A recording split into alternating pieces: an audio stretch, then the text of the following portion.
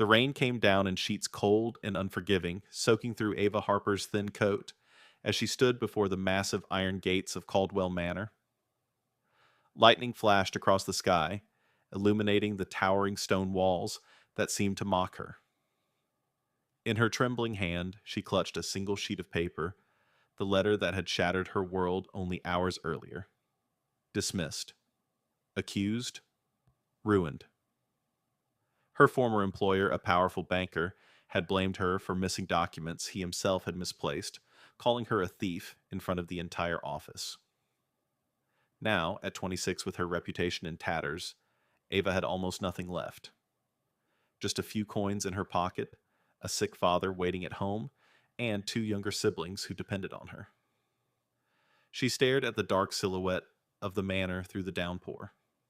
This was madness. Women didn't simply walk up to a duke's door and ask for work as a private secretary, especially not women like her poor, unmarried, and now stained with scandal. Yet here she was, heart hammering against her ribs, fingers numb from the cold. Ava took a shaky breath, lifted her hand, and knocked. The sound echoed like a gunshot in the storm. Minutes later, she was inside. Water dripped from her hem onto the polished marble floor of the entrance hall. A stern housekeeper, Mrs. Agnes Reed, eyed her with obvious suspicion. Lips pressed into a thin line. "You're here for the secretary position," Mrs. Reed asked, her voice clipped. "His Grace rarely sees anyone without an appointment. Especially not—" She paused, glancing at Ava's damp, modest dress. "Someone like you." Before Ava could answer, a deep, commanding voice cut through the hallway.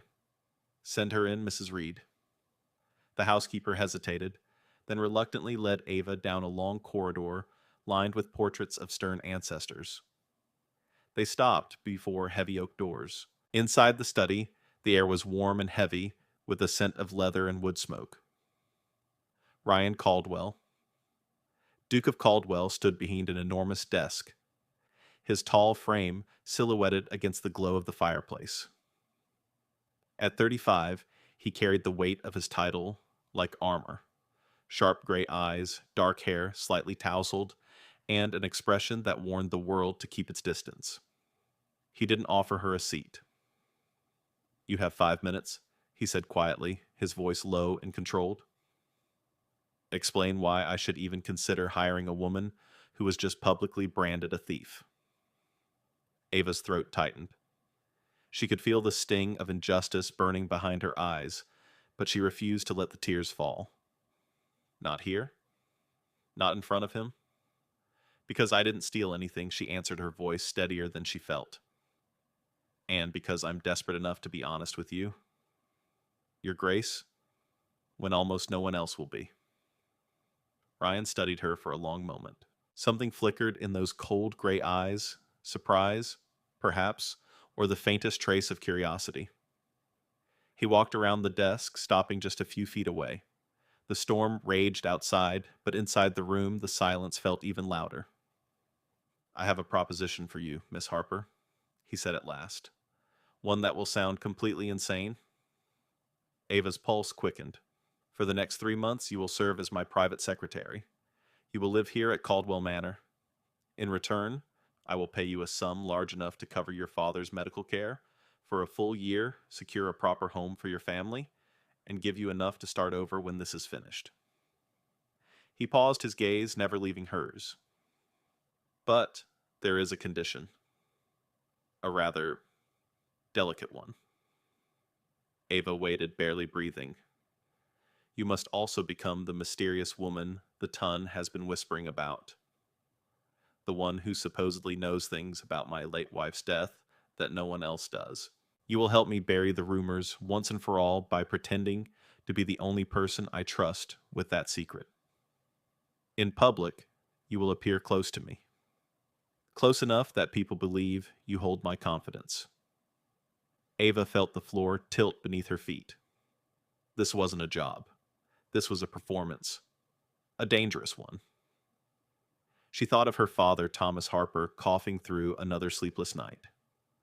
She thought of little Lily, who needed warm clothes for winter, and Ethan, who deserved more than hand-me-down shoes. She thought of the life she could give them if she said yes, but the fear was real. What if she failed? What if the rumors swallowed her whole? What if this cold, powerful man destroyed her the way her last employer had tried to? At that moment, the study door opened softly. A young woman with kind eyes and a simple dress stepped inside Clara Thornton Ava's distant cousin and dearest friend, who had somehow managed to slip in behind her. Ava Clara whispered urgently, "Think of your father. Think of Lily and Ethan. This could be their only chance." Mrs. Reed lingered near the doorway, watching with a mix of doubt and reluctant pity.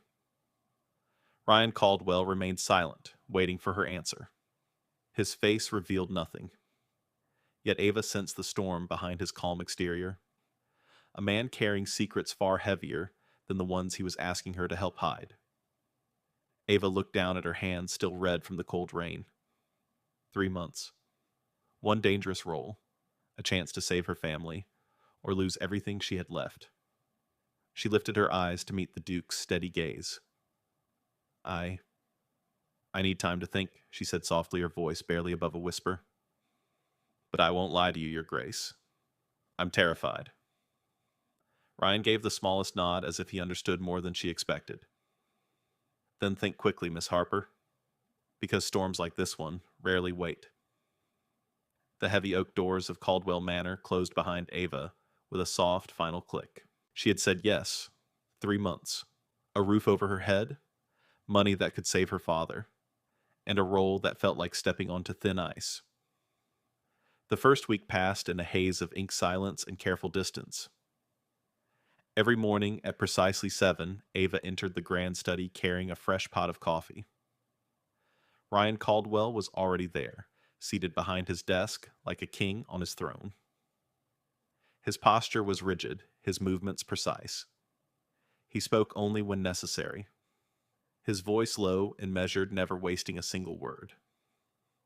"Good morning, Miss Harper." That was usually all she received. She quickly learned the rhythm of his world. Ryan was a man of strict routines. He reviewed ledgers until his eyes grew red, wrote letters with sharp, elegant strokes, and spent long hours poring over documents that revealed the slow betrayal of his former business partner. The work was not simple secretarial duty. He expected her to read between the lines, to notice discrepancies, to remember details others would forget. And Ava did. She worked quietly, her pen scratching across paper late into the evenings. Sometimes she caught herself watching him when he wasn't looking, the way his brow furrowed in concentration, the faint shadows beneath his eyes that spoke of sleepless nights. One particularly stormy evening, long after the household had retired, Ava returned to the study to retrieve a forgotten notebook. The fire had burned low.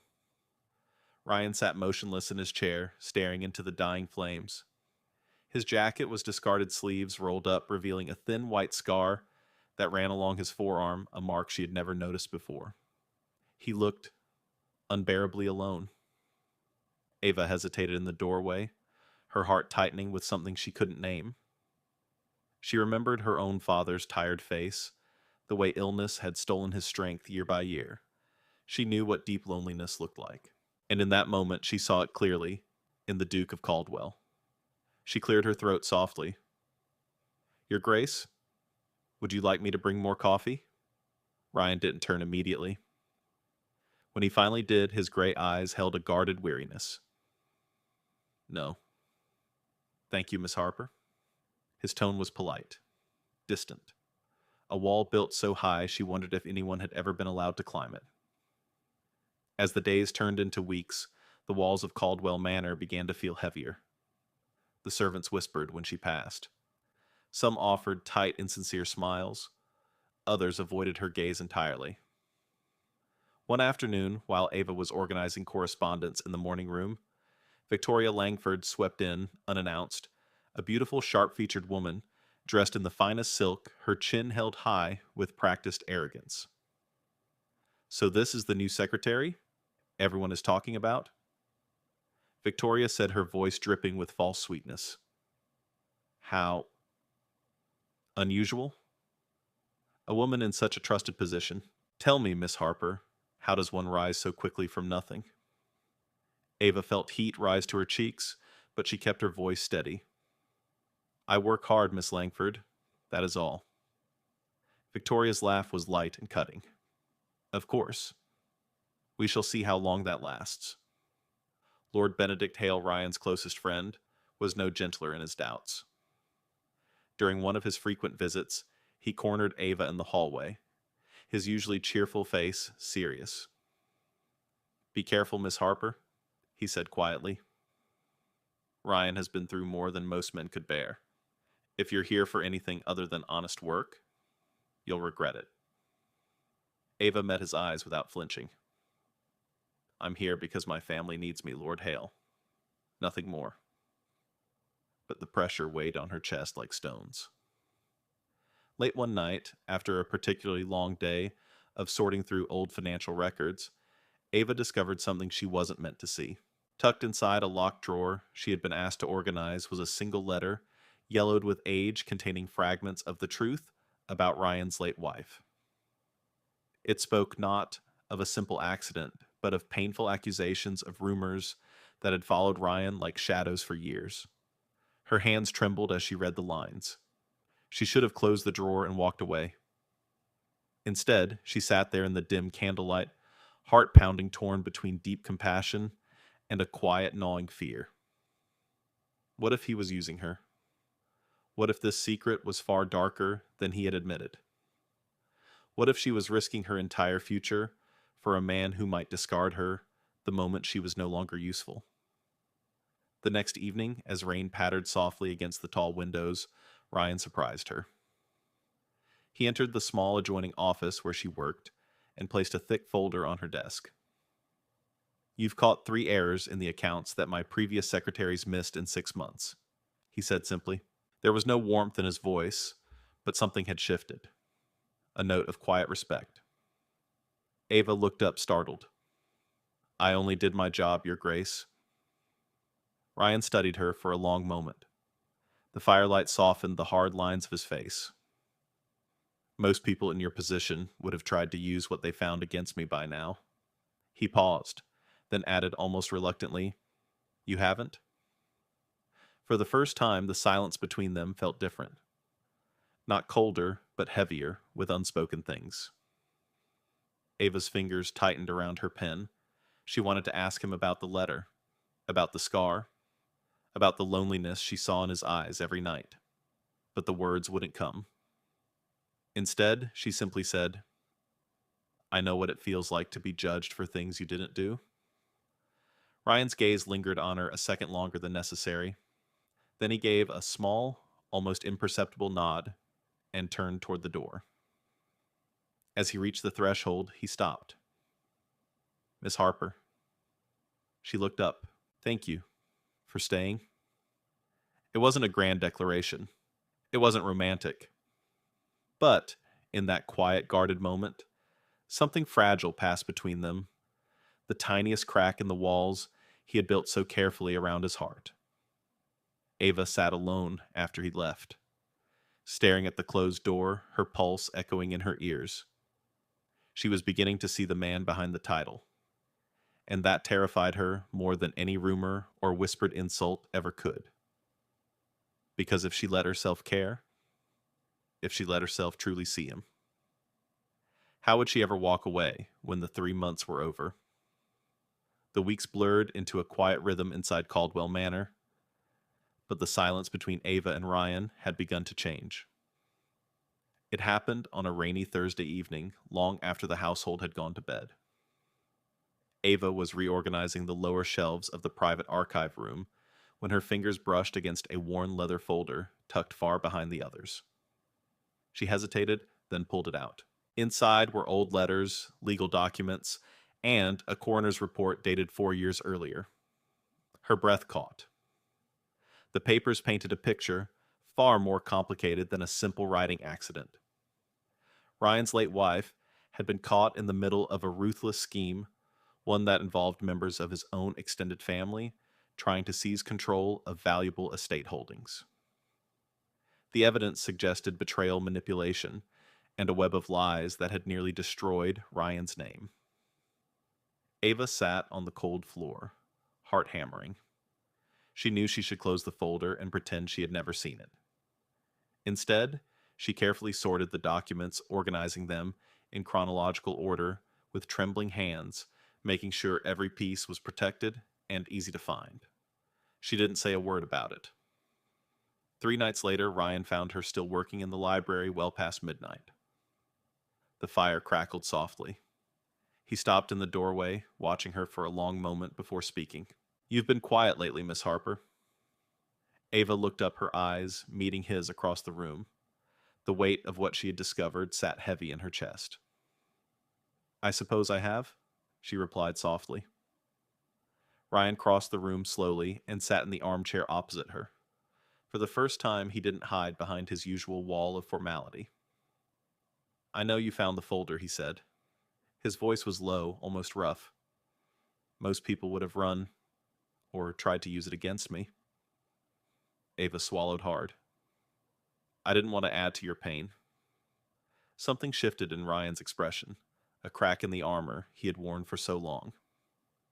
He leaned forward, resting his elbows on his knees, and for the first time in years, the words began to spill out. "I blame myself for a long time," he confessed, staring into the fire. "I should have seen the signs. I should have protected her. Instead, I let pride and duty blind me. That guilt, it turned me into this. Cold, distant, afraid to let anyone close." His voice cracked just slightly on the last words. Ava felt her own walls tremble. She thought of her mother wasting away in a damp cottage because they couldn't afford medicine. She remembered holding her father's hand as he grew weaker each month, promising him she would find a way. "I understand guilt," she whispered. "My mother died because we were too poor to help her. Every night I sat beside her bed, feeling completely powerless. When my father started coughing blood, I swore I would never feel that helpless again. That's why I'm here. Not for titles or wealth, but because I can't bear watching the people I love suffer." The air between them grew thick with shared vulnerability. Ryan listened without interrupting, his gray eyes softer than she had ever seen them. "You're not like anyone I've ever met, Ava." He used her given name for the first time. The sound of it sent an unexpected warmth through her chest. But cracks in armor often led in danger as well as light.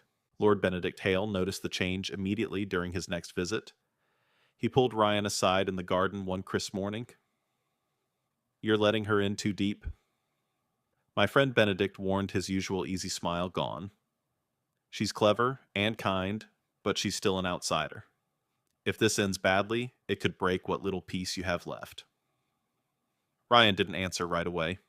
He only stared across the lawn toward the library windows where Ava sometimes worked. Meanwhile, Victoria Langford's visits grew more frequent. Her smiles were sharp as knives. Whispers began spreading through the manor and beyond that the new secretary was a clever fortune hunter, the mysterious woman manipulating the Duke with secrets and seduction. The storm broke on a gray Tuesday afternoon. Ava was crossing the servants' hallway when a group of maids blocked her path. Their faces were cold. "We know what you're doing," one of them hissed, playing the innocent while digging through His Grace's private papers. "You'll ruin him." Before Ava could respond, Mrs. Agnes Reed appeared, looking torn between duty and sympathy. But the damage was done. Word reached the upper staff, and by evening, Ava was summoned to the housekeeper's office, facing the very real possibility of being dismissed on suspicion alone. Her hands shook as she stood there, the familiar sting of injustice burning in her throat. That evening, Ryan walked into the dining room where the senior staff had gathered. His presence silenced every voice.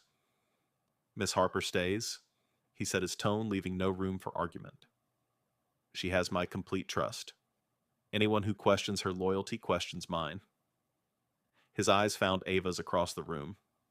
For one brief electric moment, the protective fire in his gaze made her heart stutter. But later that night, alone in her small room in the East Wing, Ava sat on the edge of her bed with tears in her eyes. She had seen too much, felt too much. Ryan was beginning to open his heart, and she was terrified she would be the one to shatter it. The closer she got, the more dangerous it became for both of them.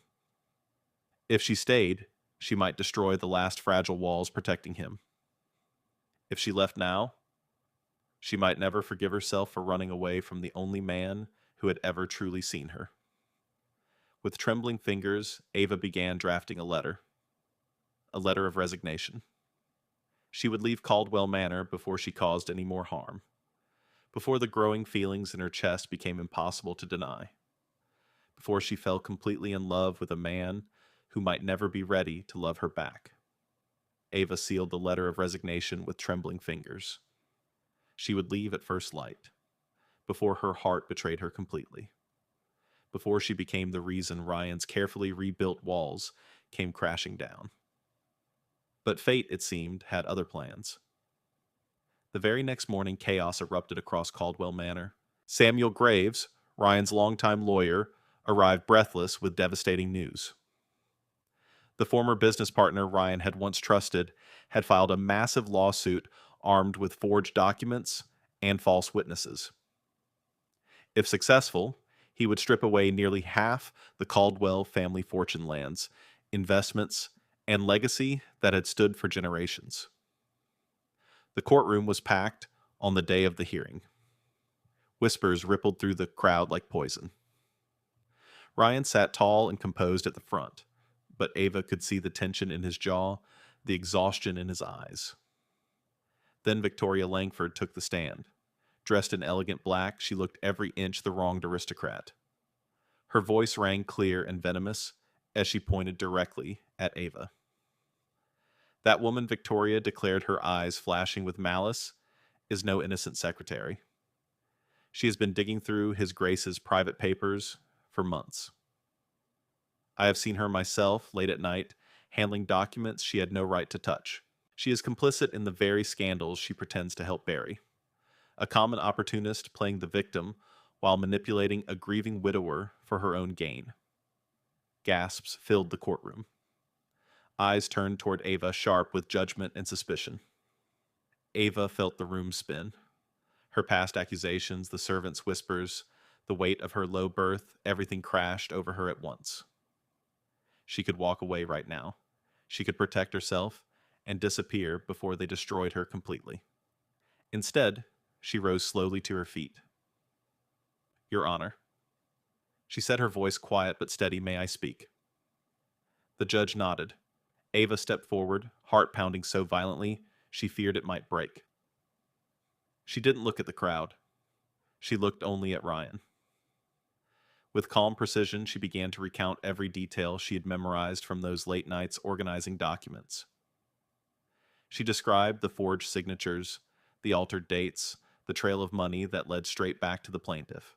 She spoke of the old coroner's report she had carefully preserved, proving that Ryan's late wife had been caught in someone else's greed, not because of any failure on Ryan's part, but because he had been fighting the same enemies in silence for years. Her words were clear, unshakable. By the time she finished, the courtroom had fallen into stunned silence. The forged evidence began to unravel under cross-examination. The case against Ryan collapsed within minutes. Ryan sat motionless, staring at her as if seeing her for the first time. When the judge finally dismissed the charges and declared Ryan innocent of any wrongdoing in his wife's death, the weight of years seemed to lift from his shoulders. But it was not relief that filled his eyes. It was something deeper, something raw. Later that afternoon, as gray clouds gathered overhead, Ava stood in the entrance hall with her small bag packed. The resignation letter burned in her pocket. She had done what she came to do. She had protected him. Now it was time to leave before her own feelings became a chain around both their necks. She stepped out into the pouring rain, heading toward the iron gates. Ava Ryan's voice cut through the storm like thunder. She froze. He ran after her coat, flapping open reins, soaking his dark hair and plastering it to his forehead. Mud splashed against his boots as he closed the distance between them. She turned slowly, rain streaming down her face, mixing with the tears she could no longer hold back. Ryan stopped just inches away, breathing hard. His gray eyes were wild with emotion, fear, desperation, and a love he could no longer deny. "I know," he said, voice rough and breaking. "I know you found the folder weeks ago. You knew the truth about my wife's death, and you stayed. You protected those documents. You protected me. Even when Victoria tried to destroy you, even when my own household turned against you." He reached out his hand, trembling as it cupped her cheek thumb, brushing away rain and tears. "All this time, I thought I was using you to hide my past. But you were quietly saving me. From my guilt, from my loneliness, from myself." Ava's breath hitched her heart, shattering and healing in the same moment. "I can't let you leave," Ryan whispered fiercely, stepping closer until she could feel the warmth of his body against the cold rain. "Not now. Not ever. Because somewhere between your silence and your courage, I fell in love with you, Ava Harper. Not the secretary. Not the woman playing a role. You. The woman who saw every broken piece of me and chose to stay anyway." Lightning flashed overhead, illuminating the raw vulnerability in his face. "I was terrified of losing you," he continued, voice hoarse. "Terrified that if I let you in, I would lose the last part of myself I still controlled. But losing you, that would break me far worse than any scandal ever could." Ava stared up at him, rain pouring down her chest tight with years of fear and longing. "Ryan." She breathed, her voice barely audible above the storm. He rested his forehead against hers, eyes closing as if in prayer. "Stay," he pleaded. "Not as my secretary. Not for 3 months. Stay because I need you. Because I love you. And because for the first time in my life, I'm not afraid to say it." The rain continued to fall around them, but in that moment the world felt strangely still. Ava's fingers curled into his wet shirt, holding on as if he might disappear. She had come to Caldwell Manor broken and desperate. And now, standing in the storm with the man she had quietly fallen for, she realized the most terrifying truth of all. She didn't want to leave either. The rain had stopped by morning, leaving the world washed clean and glistening. In the grand ballroom of Caldwell Manor, filled with the most influential members of society, Ryan Caldwell stood tall before the gathered crowd. His voice rang clear and steady as he spoke. "Miss Ava Harper saved my name, my honor, and my family's legacy. She stood in that courtroom with nothing but courage and truth when others sought to destroy her. Any man who calls her unworthy is a man who has never known real integrity." He turned to Ava, his gray eyes soft with open admiration. "She is not my employee. She is the woman who taught me how to trust again." A quiet murmur swept through the room, but this time it carried awe rather than judgment. For the first time, the Tuns saw Ava not as a poor secretary, but as the woman who had stood beside their Duke when the world turned against him. Later that same week, Ryan took Ava's hand and led her into his private study. On the desk lay official documents for a new charitable foundation, one dedicated to helping poor women and children with education, medicine, and safe housing. "This is yours to lead with me," he said quietly. "I know it was a dream you once whispered about in the library. I want you to build it, not as my wife, not as my secretary, but as the woman you truly are." Ava's eyes filled with tears. She had never dared to believe such a future could belong to someone like her. In the days that followed, even Eleanor Caldwell softened. The Dowager Duchess watched her son laugh, more freely saw the light return to his eyes, and finally understood. One quiet afternoon in the rose garden, she placed a gentle hand on Ava's arm. "I was wrong about you, my dear.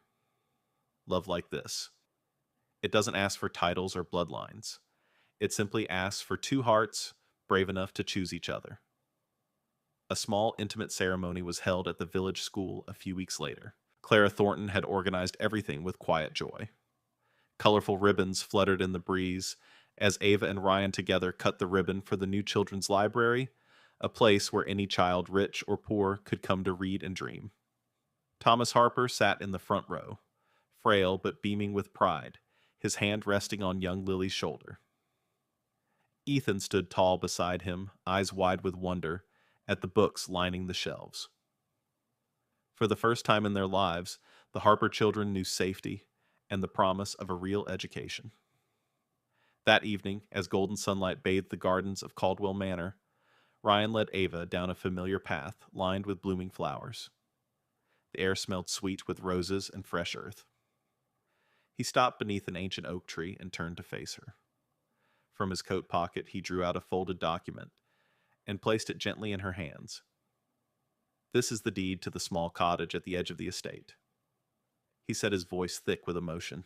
It belongs to you, Ava. Completely. No matter what happens between us, you will always have your own home, your own security. I never want you to feel trapped by love or afraid that you must stay because you have nowhere else to go. Ava clutched the paper to her chest, tears slipping down her cheeks. You remembered, she whispered. Ryan took both her hands in his.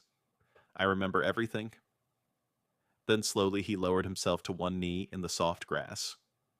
The setting sun painted the sky in hues of rose and gold behind him.